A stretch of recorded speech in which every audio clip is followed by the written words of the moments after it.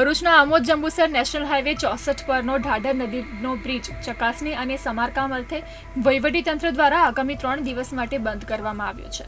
Bridge બંધ થતાં જંબુસર તરફ જતા લોકોને 3 કિલોમીટર ચાલીને બ્રિજ પાર કરવો પડી રહ્યો છે.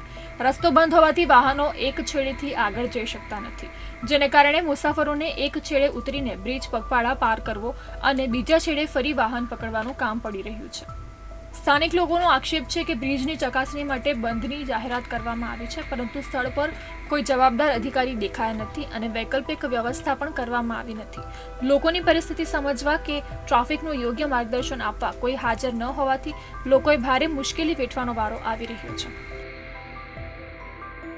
હું આવું ભરૂચથી સાહેબ તો બોલું ઉતર્યા હા તો આમાંથી 10 રૂપિયા આપીને આવ્યા થોડે પછી તેથી પોલીસ વાળા કાં ચાલતા જ જવું બધા શું કરે. તો કેટલા કિલોમીટર સુધી ચાલવાનું? 2-2.5 કિલોમીટર ખરું છે.